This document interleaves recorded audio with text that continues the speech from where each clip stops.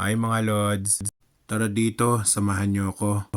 May pa-free taste si Kuyang Mekus Mekus. Mga kukutin nga pala, made from India or made by Indians. Masarap to mga lods. Meron din silang parang adobong mani.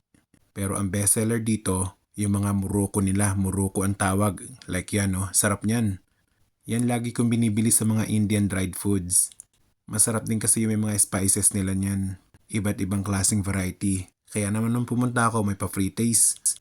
Ito naman mga Chinese product yan. Mga kakanin, parang mga biko, ayan may sapin-sapin, may mga kasaba balls at iba-iba pa. Hindi ko alam yung tawag dyan, pero may similarity din sa mga kakanin nating mga Pinoy. Walang pre-taste yan pero bumili ko kasi sure naman na masarap yan. Minsan nagkikrave din kasi ako sa matatamis.